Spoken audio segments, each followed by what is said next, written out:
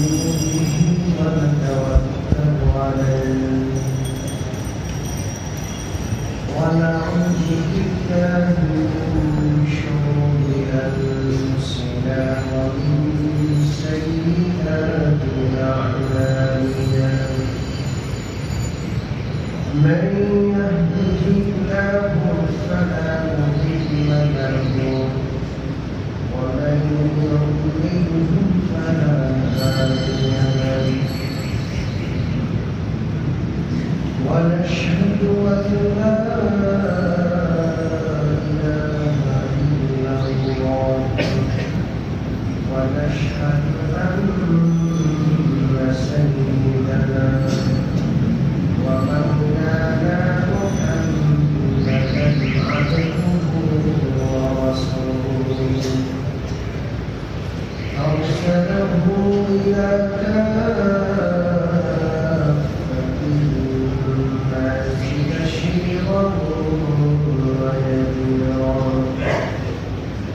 وداعيا إلى الله بإذنه وسراجا منيرا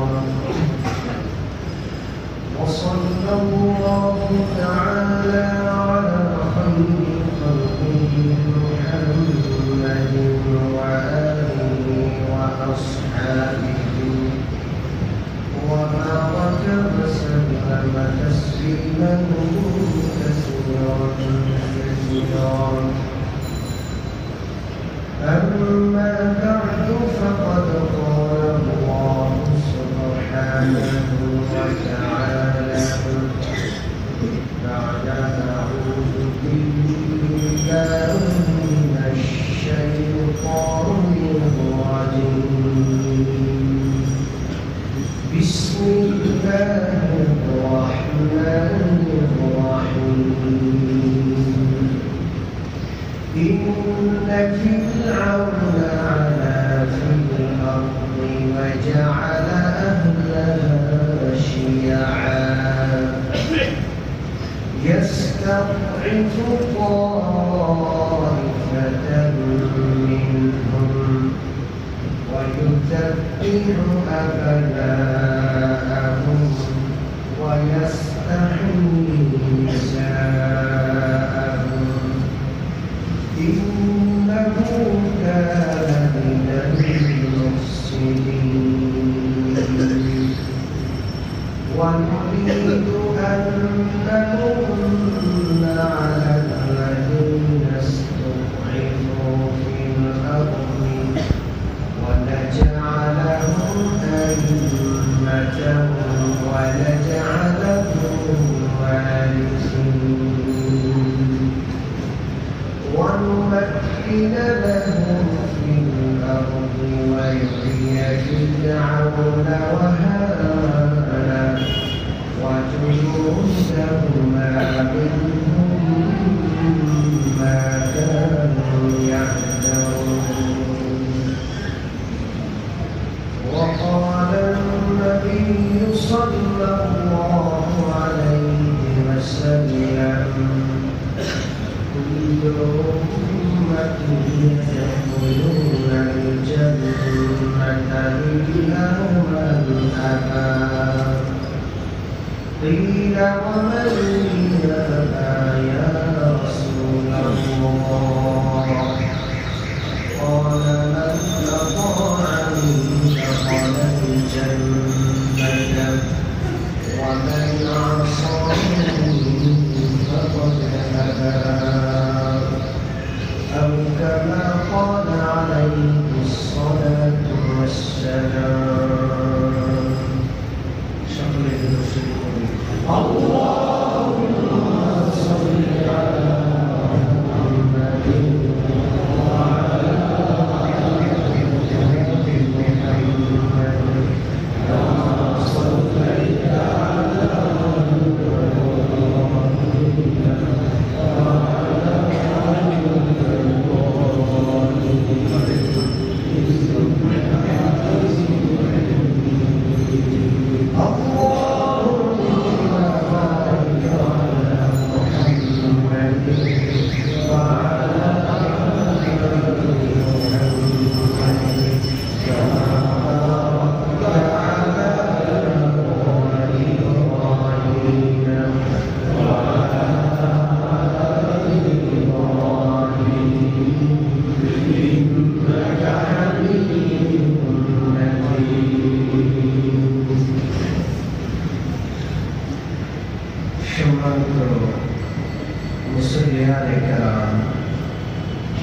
সর্বময় ক্ষমতার অধিকারী, সর্বময় ক্ষমতার মালিক একমাত্র কে?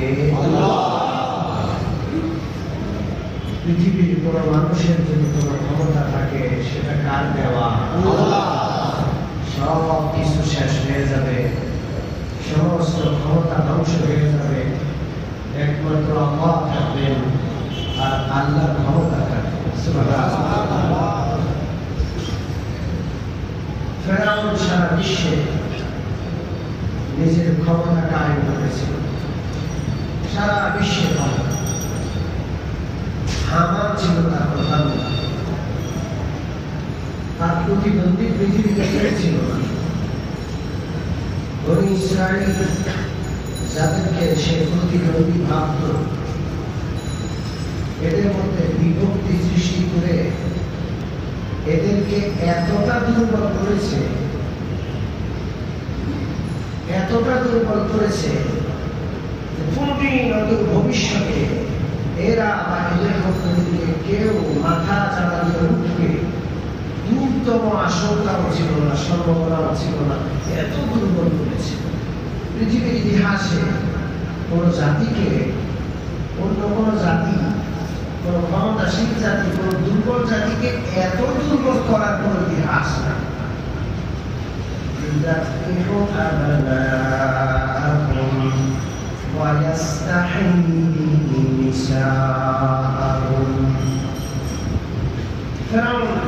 বনি ইসরাইলের ছেলেদেরকে জবাই করে।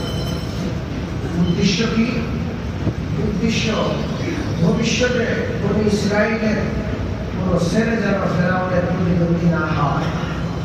এক রাত্রে স্বপ্নে দেখছে বনি ইসরাইলের এক ছেলে ফেরাউনের রাজত্ব দখল করল। গণকদেরকে ডেকে এনে জিজ্ঞাসা করলো, আমি এমন স্বপ্নে দেখেছি যেটা অবাস্তব, যেটা দ্রুততম কোনো সম্ভাবনা আশঙ্কা আমি বোধ করি না। গণকরা বলল, আল্লাহর ইচ্ছা যদি এমনটাই হয় তাহলে হয়ে যাবে। এই অসহায় এবং ইসরায়েলের একটা শিশু সন্তান, একটি সন্তান জন্ম নিবে যে আপনার রাজত্ব ধ্বংস করবে। ফেরাউন ওই দুর্বল জাতিকে আরো দুর্বল করার জন্য সিদ্ধান্ত ঘোষণা করল, বনি ইসরায়েলের যত শিশু সন্তান ছেলে পয়দা হবে সকলকে জবাই করা হবে। পৃথিবীর ইতিহাসে এবং জবাইয়ের কথা আর কোথাও পাওয়া যায় না। এতভাবে দুর্বল করে বনি ইসরায়েলকে মাটির সাথে মিশিয়ে দিয়েছিল, কিন্তু আল্লাহর ইচ্ছা ভিন্ন। তার ইচ্ছা আল্লাহ যা চান তাই হবে। وما تشاءون إلا أن يشاء الله رب العالمين। তোমরা যা চাও তা হয় না, যা আল্লাহ চান শেষ পর্যন্ত তাই হয়, তাই হয়।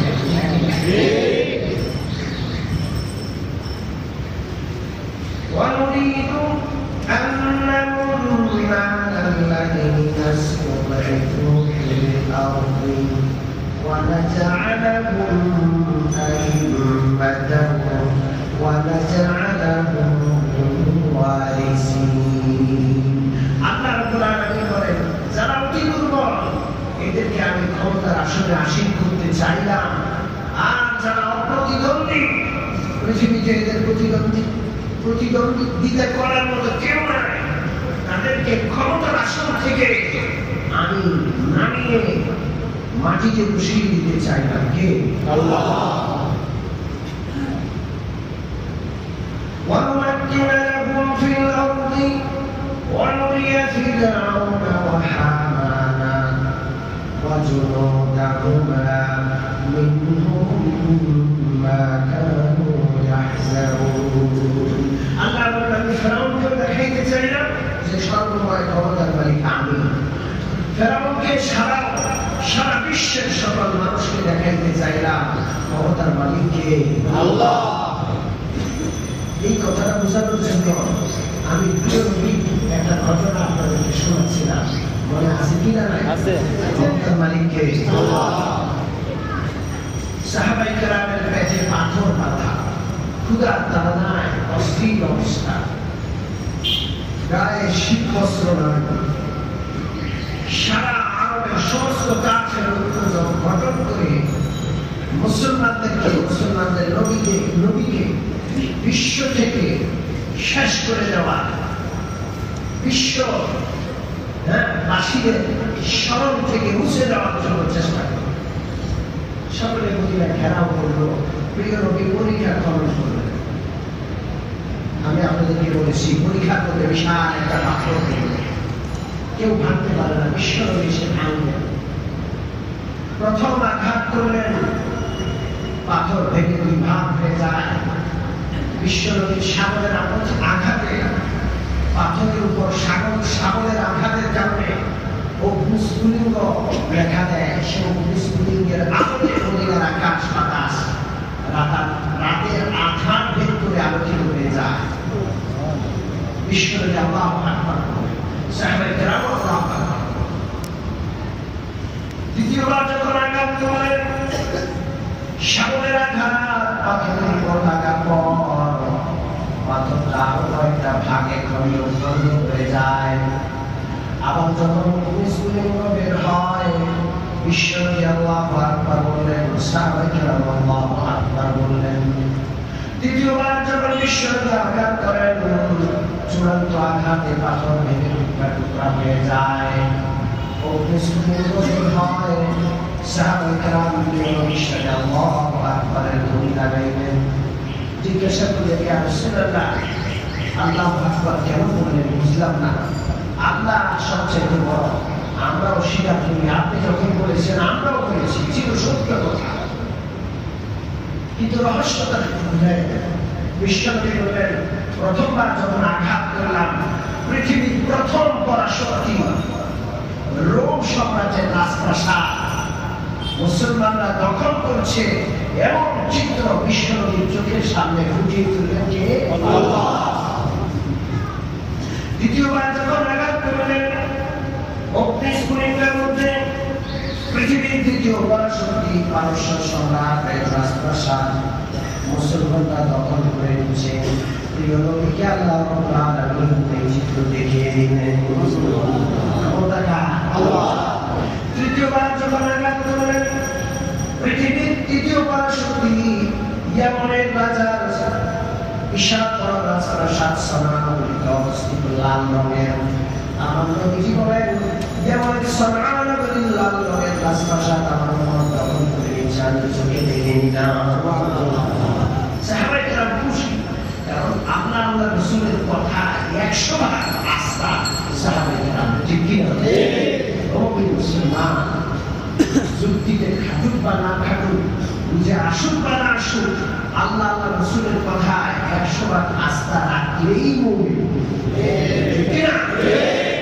নামাজ পড়ে, রোজা রাখে, সামনের কাতারে এসে নামাজ পড়ে, কিন্তু আল্লাহ রাসূলের সাথে অনেক ব্যাপারে তার দ্বিমত আছে। এমন মুসলমান আছে না? সারা জীবনের সমস্ত ইবাদত ধ্বংস হয়ে যাবে একটা ব্যাপারের যদি আল্লাহ রাসূলের সাথে কোনো বান্দার দ্বিমত থাকে। ঈমান ঠিক কিনা? আমি মুমিন মুসলমান সাহাবায়ে কেরাম বিশ্বনবীর ভবিষ্যৎবাণী শুনে মহান খুশি, পেটে ভাত নাই, গায়ে কাপড় নাই, এরপরও খুশি। বিশ্বনবীর কথা সত্য, আমাদের এই কষ্ট, আমাদের এই ক্ষুধা, আমাদের এই পিপাসার কষ্ট বৃথা যাবে না, একদিন না একদিন ফল আসবে, ঠিক কিনা? কিন্তু মুসলমানের দলের ভিতরে ঘাটতি বেঁধে থাকা মুনাফিক জাতি, এরা চিকাচিক কবি কাটা শুরু করলো, মস্কারি করা শুরু করলো, পেটে ভাত নাই, গায়ে কাপড় নাই। সারা আরব বিশ্ব এদেরকে নিশ্চিন্ত করার জন্য ঐক্যবদ্ধভাবে আক্রমণ করছে। মুহাম্মদের মাথা নষ্ট হয়ে গেছে। এই অসহায় অবস্থায় সারা বিশ্বের জনশক্তির বিরুদ্ধে তদন্ত করা স্বপ্ন দেখছে, এই স্বপ্ন প্রদীপ পূরণ হবে না। মুহাম্মদেরও মাথা খারাপ, তার উপর ঈমান আনে সাহাবীরা, তাদেরও মাথা খারাপ। আমি মুসলমান, বিশ্বনবীর কথা, বিশ্বনবীর কানে যখন মুনাফিকদের ঠাট্টা মশকারি আর কথাটা বসল, বিশ্বনবী কষ্ট পাইলেন, কারণ তিনি আসদাকুস সাদিকিন, সবচেয়ে বড় সত্যবাদী।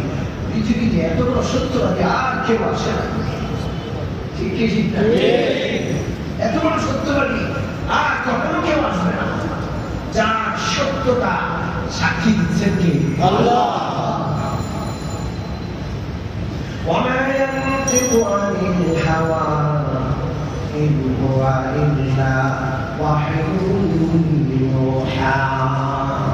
আল্লাহ রাব্বুল আলামিন সাক্ষী দিচ্ছেন, একটা কথা বিশ্বনবীর পক্ষ থেকে বলেন না, যা বলেন প্রত্যেকটা কথা ওহীর মাধ্যমে জেনে কার পক্ষ থেকে বলেন। আল্লাহ আল্লাহ। নবী খুব কষ্ট পায়, মুনাফিকরা ঠাট্টা মশকারি করে।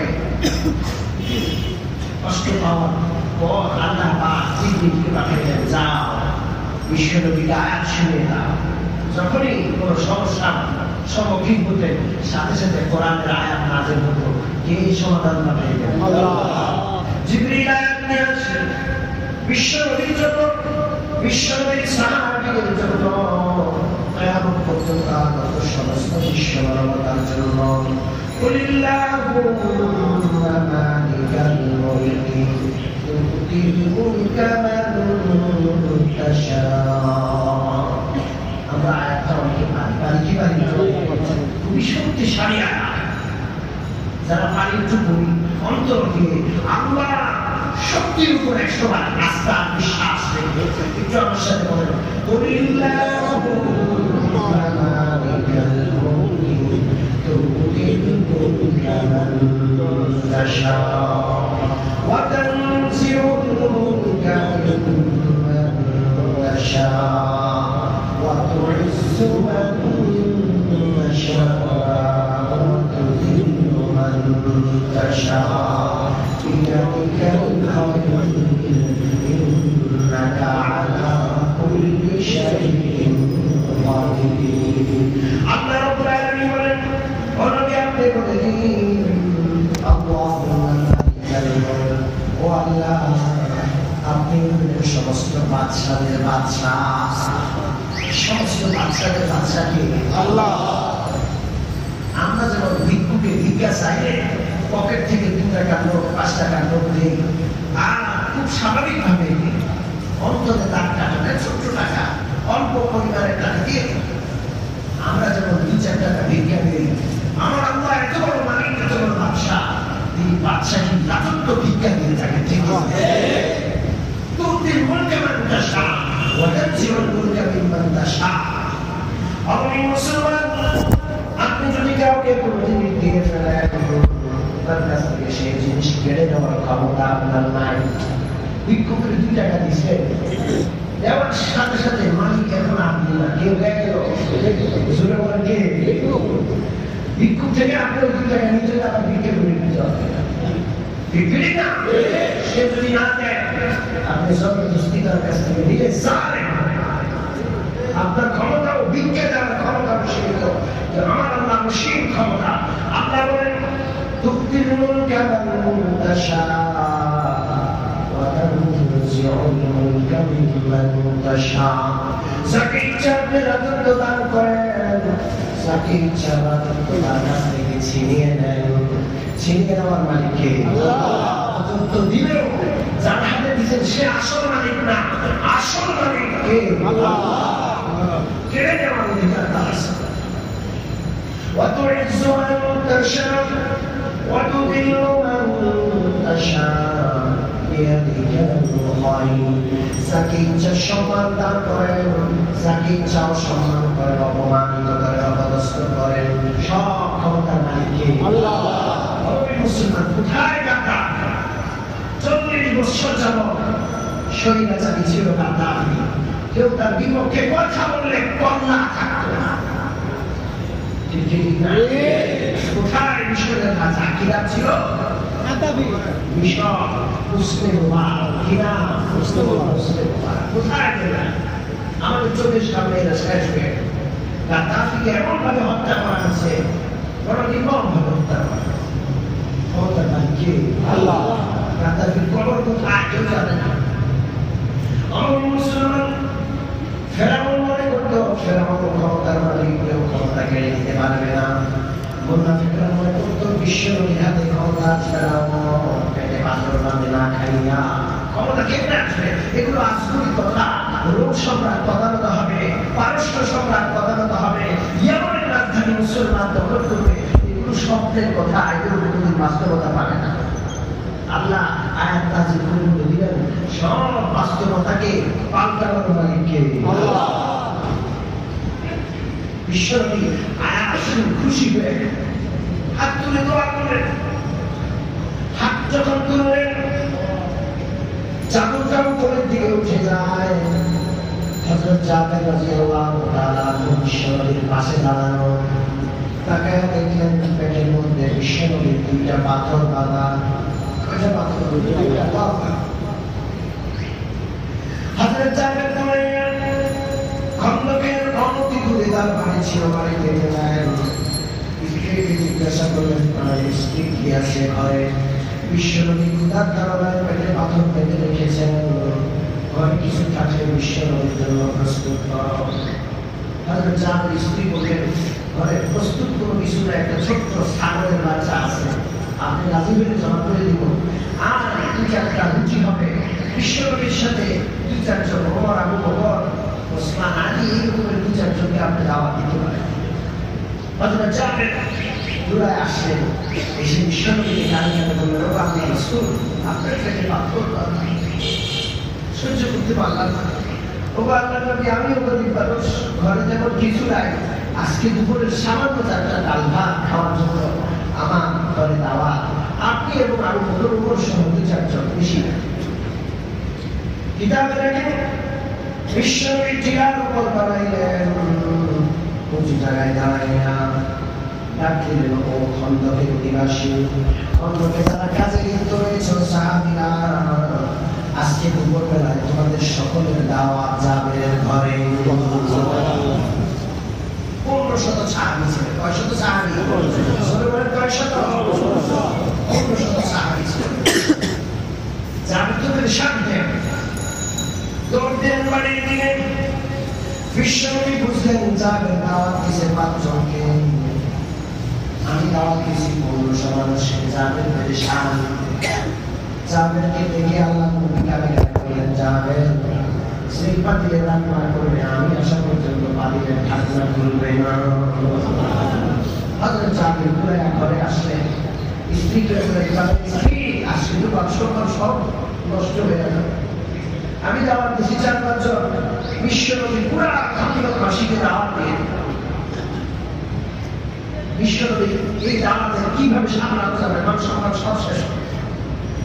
জাবের স্ত্রী ছিলেন সহধর্মিণী, স্বামী যেমন সাহাবী, স্ত্রীও আল্লাহর নবীর সাহাবী। ঠিক আছে? অমনি মুসলমান স্ত্রী যদি কারো নেককার হয়, বুদ্ধিমতী হয়, তার মতো সৌভাগ্যবান আর দুনিয়াতে ঠিক না? পৃথিবীর সবচাইতে বড় নিয়ামত হলো নেক স্ত্রী। জোরে বলেন কি? নেক স্ত্রী। আল্লাহর নবী বলেন আদ-দুনিয়া কুল্লুহা মাতা' ওয়া খায়রু মাতা'id-দুনিয়া আল-মারআতুস সালিহা। বিশ্বনবী বলেন দুনিয়ার সব কিছু মানুষের সম্পদ, তবে একটা মানুষের সবচাইতে দামি সম্পদ হলো তার নেক স্ত্রী। সুবহানাল্লাহ। নেক বিবি অনেক বড় সম্পদ। আপনি অনেক পরেশান, রাজ্যে ঋণের বোঝা, দোকান চলে না, পাওনা দেওনা লেনদেন সমস্ত বোঝা নিয়ে কষ্ট নিয়ে ঘরে ঢুকলেন। ঘরে ঢুকার সাথে সাথে স্ত্রী একটা হাসি দিল আপনাকে দেখে, খুশির হাসি। আপনাকে ঘরে আদর করে বসাইলেন, এক গ্লাস পানি খাওয়াইলেন, মাথায় একটু বাতাস করে জিজ্ঞাসা করলেন কি অবস্থা। আপনি খুব পেরেশানি প্রকাশ করলেন, বেচারি বলল কোনো পেরেশানি করবেন, আল্লাহ কি আমাদের না খাওয়ায় রাখছে? আমরা অনেক সুখে আছি। স্ত্রীর এতটুকু কথা শুনে আপনার কোটি কোটি টাকার পেরেশানি মুহূর্তে দূর হয়ে যাবে। মা বোনরা বুঝছে না, স্বামীরা বাহির থেকে কষ্ট করে আসে, আসার সাথে সাথে ঘরে ঢুকার সাথে সাথে স্বামীদের সাথে ঝগড়া বাঁধাইয়া ছোট্ট ছোট্ট বিষয়ে স্বামীকে কষ্ট দিয়া স্বামীর কষ্টকে দ্বিগুণ তিনগুণ করে দেবে। ঠিক না? বুঝে না আমাদের আমরা তো বুঝাই না, মা বোনদেরকে তো কোনো আজ খুশি হতে মা কোন স্ত্রীর স্বামী যদি তার উপর রাজি থাকে, সে 5 ওয়াক্ত নামাজ পড়ছে আর স্বামী রাজি, হাদিসে পাওয়া গেছে মৌতের সাথে সাথে জান্নাতের 8টা দরজা তার জন্য খুলে যায়। আল্লাহ রাব্বুল আলামিনের রহমতের ফেরেশতারা ডেকে বলেন, এই 8 দরজার যে কোনো দরজা দিয়ে তুমি প্রবেশ করতে পারো। মা বলতে শুনাই জানেও না, আমরাও ঝগড়া করি, ওরাও ঝগড়া করে, অশান্তি হযরত জাবেরের স্ত্রী বলেন, 1500 লোককে কি আপনি দাওয়াত দিয়েছেন, বিশ্বনবী দাওয়াত দিয়েছেন? জাবের বললেন, আমি দাওয়াত দিয়েছি 5 জনকে, 4-5 জনকে। বিশ্বনবী নিজে সম্প্রতিত হইয়া 1500 সাহাবীকে দাওয়াত দিয়েছেন। জাবের স্ত্রী জিজ্ঞাসা করলেন, বিশ্বনবী এরপরে কি আপনাকে কিছু বলেছেন? জাবের বললেন, বলেছেন। কি বলেছেন? হান্ডির ঢাকনাটা যেন আমরা নিজেরা না খুলি। বিশ্বনবী এসে হান্ডির ঢাকনা খুলল। জাবের স্ত্রী বললেন, তাহলে আর কোনো চিন্তা নাই, আল্লাহর নবী আর আল্লাহ জানেন 1500 লোকের কি ব্যবস্থা হবে। স্বামী পেরেশান হয়ে গেলেন। বিশ্বনবী আসলেন, 1500 সাহাবী জাবেরের ঘরের মেহমান, বসার জায়গা নাই। 10 জন 15 জন করে করে বিশ্বনবী থাকেন। পাতিলটা বিশ্বনবীর সামনে দেওয়া হলো, ঢাকনা উঠাইয়া বিশ্বনবী নিজের মুখের লালা মোবারক মিশাইলেন। আল্লাহর কাছে হাত তুলে দোয়া করলেন, আল্লাহ গো, জাবের সামর্থ্য অনুযায়ী 4-5 জনের ব্যবস্থা করেছে। আল্লাহ গো, আপনি সারা বিশ্বের মানুষের রিজিক দাতা, আমরা সবাই ক্ষুধার্ত, 4-5 জনে খাবো আর বাকিরা উপোস থাকবো। আমি একটু কষ্ট পাবো, আমি খেয়েও না খাওয়ার চেয়ে বেশি কষ্ট পাবো। ও আল্লাহ, এই 4-5 জনের খাবার 1500 লোকের জন্য আপনি যথেষ্ট করে দেন। আল্লাহর কাছে দোয়া করলেন। বিশ্বনবী নিজে খাদিম করেছেন। 10 জন 15 জন করে সাহাবীরা খেয়ে পেট ভরে খেয়ে উঠে চলে যাচ্ছেন। 1500 সাহাবী খাওয়া শেষ হয়ে গেল। এখন পর্যন্ত পাতিলে যতটা ছিল অতটাই হয়ে গেল। ক্ষমতার মালিক কে? বরকতের মালিক কে? আমি মুসলমান জানাবেন সব বিশ্বনবী একসাথে খাইলেন। খাওয়া দাওয়ার পর পাতিলের খাবার শেষ হওয়ার কাছাকাছি বিশ্বনবী খাওয়ার পর জাবেরের ঘরে খাবারের পর যে হাঁড়িগুলো একত্র হয়েছে সেগুলো একত্রে বললেন, হাত ধরে দোয়া করলেন, আল্লাহ খাওয়ার পর দোয়া আছে। কারো ঘরে খাওয়ার পর কি আছে? সাধারণ মানুষ জানেন, আলেম আমরা জানেন। আলেম ওদেরকে খাওয়াইতে লাভ, ঠিক না? আপনার যতটুকু খাবে একটা দোয়া করে দিয়ে আসবে, ওই একটা দোয়া যদি কবুল হয় আপনার 14 গোষ্ঠীর খাবারের ব্যবস্থা হয়ে যাবে। মানুষ খাওয়ায় মুসলমান বিশ্বনবী বলেন, লা ইয়াকুল তুআমুকা ইল্লা তাকিয়ুন, তোমার এক লোকমা খাবার মুত্তাকি পরহেজগার ছাড়া যেন কারো তোমারে না থাকে। অন্যদের ব্যাপারে কি নয়, আল্লাহর নেক বান্দা মুত্তাকিদের ব্যাপারে পরহেজগারদের ব্যাপারে উদার হও। বিশ্বনবী বলেন, লা ইয়াকুল তুআমুকা ইল্লা তাকিয়ুন, তোমার খাবার যেন মুত্তাকি ছাড়া কারো উপরে না যায়, কারো মুখে না যায়, কারো পেটে না যায়। বিশ্বনবীর কথা। আর আজকে মানুষ নেতাদের পিছনে দোয়া, লক্ষ লক্ষ টাকা নেতাদের পিছনে খরচ করে। বিভিন্ন মসজিদের ইমাম সাহেব, মুয়াজ্জিন সাহেবরা অনাহারে অর্ধহারে কষ্ট করে এদেরকে 5 টাকা 10 টাকা 1000-200 টাকা বেতন বাড়াইতে কলিজা ফেটে যায়। ঠিক কি? আল্লাহ এমনটা থেকে আমাদের সরে আসা তৌফিক দান করেন। খানা তো দোয়া আছে, 2টা দোয়া আছে। 1 নম্বর দোয়া, আল্লাহুম্মা তু'তি মান আতা'মানি ওয়াসqi মান সাকানি। আল্লাহ যিনি আমাকে খাওয়াইলেন আপনি তাকে খাওয়ান, যিনি আমাকে পান করাইলেন আপনি তাকে পান করান। এই দোয়াটা যদি কোন মেহমানের দূর হয়ে যায় তাহলে আপনার খাওয়ার পান করানোর ব্যবস্থা কে নিয়ে নিলেন? আরেকটি দোয়া আছে, রাসূলুল্লাহ দোয়া করে বলতেন, হাদিসে কি আছে, আকাল কুরআন কুল্লা কুরআন ওয়া আফতার আনকুম সাইমুন ওয়া সাল্লাত আলাইকুমুল মালাইকা। কারো ঘরে খাওয়ার পর আমার নবী দোয়া করতেন, আকাল কুরআন কুল্লা, আপনাদের ঘরে যেন নেককার লোকদের খাবারের ব্যবস্থা বারবার হয়। রাত্রে রিজিক আল্লাহ পাঠায় দেয়। সুবহানাল্লাহ। ওয়াস্তাইনাকুম সাইয়ুন, রোজাদারদের ইফতারের ব্যবস্থা যেন আপনার ঘরে হয়। ওয়াসাল্লাত আলাইকুমুল মালাইকা, আল্লাহর রহমতের ফেরেশতারা যেন আপনার জন্য রহমত আর বরকত পাঠাইতে থাকে। একটা রোজা কবুল হয়, জীবন কামিল হবে। বিশ্বনবী তাআলা করে খানা খাওয়ার পর জাহানের গরুগুলো একত্র করলেন, ছাগলের হাড় বড় ছোট ছাগলের বাচ্চা জবাই করেছে। হাত তুলে দোয়া করলেন, আল্লাহ গো, জাহানের বড় গরিব মানুষ, কোন সম্পদ নাই, ছোট্ট একটা ছাগলের মাত্র সম্বল ছিল। বিশ্বনবীর মহাব্বতে ভালোবাসায় পাগল হইয়া নিজের একমাত্র সম্বল ছাগলটাকে জবাই করে খাওয়াই দিচ্ছে। আল্লাহ গো, আপনিও জানেন মালিক, আপনি মৌতের মালিক, আপনি চিন্তা করার মালিক, সমস্ত কুদরত আপনার। আল্লাহ ছাগলটাকে আপনি চিন্তা করে দেন। আমরা বিশ্বনবী হাতটা মুখে লাগানোর আগে, দোয়াটা শেষ করার আগে হাড়গুলো একত্র হয়ে যায়, হাড়গুলোর উপর গোশত লাগে যায়, গোশতের উপর চামড়া লেগে যায়, ছাগলটা চিন্তা হইয়া পেয়ে সামনে দিকে দৌড় দিয়া চলে যায়। হায়াতের মালিক কে? আল্লাহ। মৌতের মালিক কে? হচ্ছে খাহি আগুন, কাদের কুদরত দারি, হচ্ছে খাহি আগুন, মুর্দারা তো জানে রশি, জিন্দারা বেজানি। জানের মালিক কে? আল্লাহ। জীবিতকে মৃত করেন কে? আল্লাহ। মৃতকেও জীবিত করার ক্ষমতা কার আছে? আল্লাহ। নাস্তিকরা বলবে গাঁজাখুরি কথা, হুজুররা কোথায় বা? আমরা ওই ক্ষমতাবান মালিকের ইবাদত করি যিনি মৃতকে জীবিত করতে পারে। ঠিক না? সময় নাই, কথা লম্বা হয়ে যাবে, তাই আমি কোরআন থেকে শুনে দিলাম।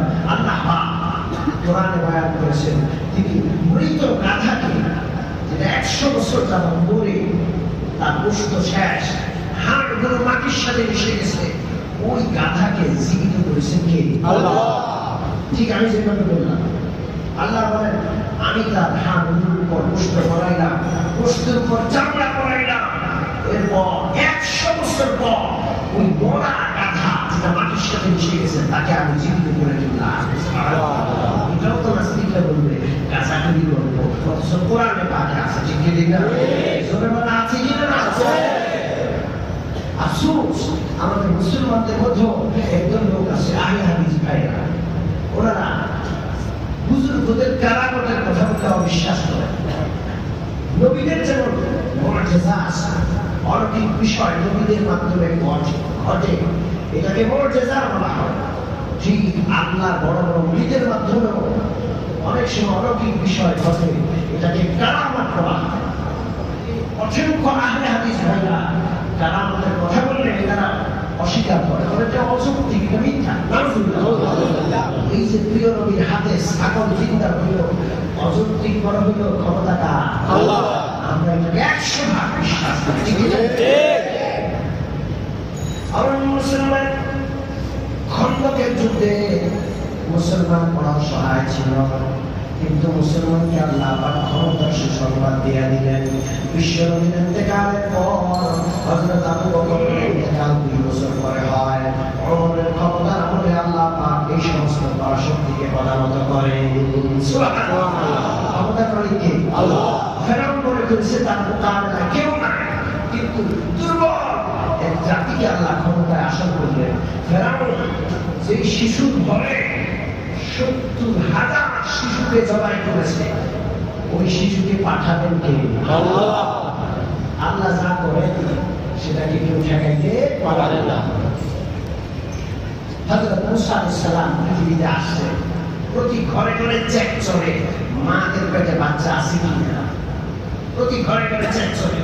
কিন্তু মুসা আলাইহিস সালাম মায়ের পেটে ছিলেন, কেউ টের পায় না। সন্তান প্রসব হয়েছে, কেউ টের পায় না। সন্তান দুধ পান করছে, কেউ টের পায় না।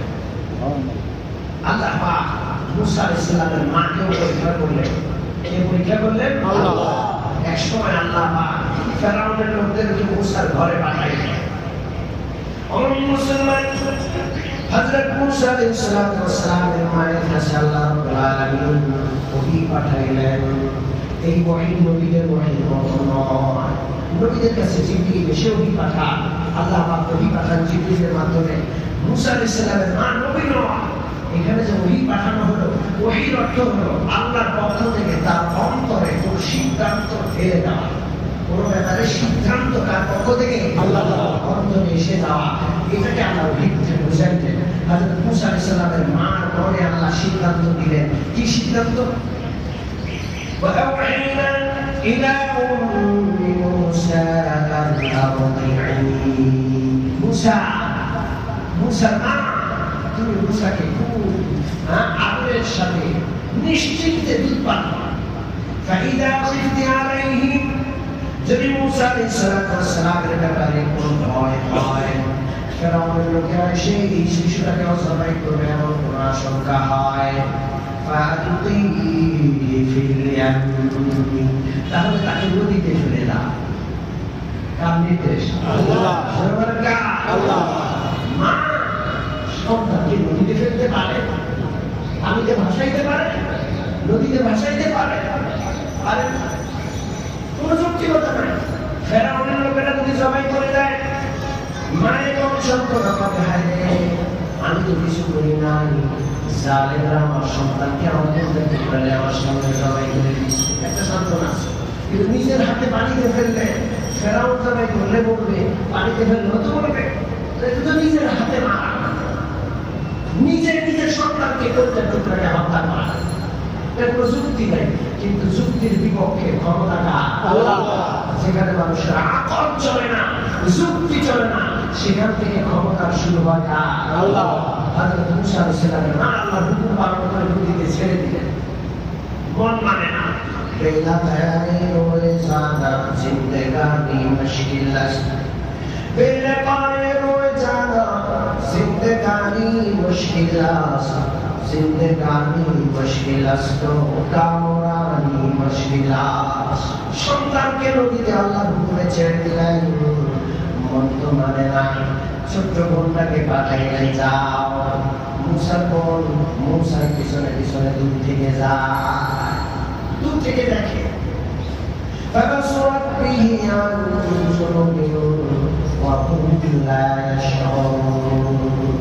আল্লাহ পাকের পুত্রটি সেই মুসা ভাসতে ভাসতে ফেরাউনের ঘাটে গিয়া ভিড়ে। ফেরাউনের স্ত্রী নিঃসন্তান ছিলেন, মুসাকে দেখে কলিজা জুড়াইয়া যায়, কারণ তিনি কি তার চেহারা নবুয়তের নূর আছে। ফেরাউনের পাগল হয়ে যায়।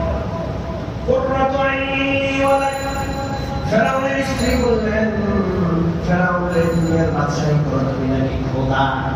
এতদিন সংসার করলাম, একটা সন্তান আমি স্ত্রীর কোলে দিতে পারলাম না, এটা কেমন খোদা বুঝলাম না। তুমি সবাই খোদা মানলো, আমি তো তোমার ধ্বজভঙ্গ মনে করি। ঠিক না? এই খোদা হলো ধ্বজভঙ্গ করা, ঠিক কিনা? তিনি কোলে নিলেন, ফেরাউনের চেহারা দেখে ফেরাউন করে গেল। মুসলমান শত্রুর কোলে শত্রুকে লালন পালন করাইলেন কে? আল্লাহ। এরপর আমরা বুঝি না, আমরা ভণ্ডপীরের পিছনে দৌড়াই, ঠিক না? নামাজ নাই, রোজা নাই, হক্কানি ওলামায়ে কেরাম যেগুলোকে চিহ্নিত ভণ্ড করে, ওগুলোর পিছনে পিছনে আমরা দৌড়াই। এমন বদমাশ বদনসিব উপান্ত আছে না? আর হক্কানি ওলামায়ে কেরামের উপর নারাজ। ক্ষমতার মালিক কে? আল্লাহ। আল্লাহ আমাদের সকলকে আল্লাহর ক্ষমতার উপর 100 আস্থা পোষণ করা, হক্কানি ওলামায়ে কেরামের কথা অনুযায়ী চলার তৌফিক দান করুন। আমিন। আলহামদুলিল্লাহি রাব্বিল আলামিন। সাল্লাল্লাহু তাআলা আলা সাইয়্যিদিনা মুহাম্মদ ওয়া আলিহি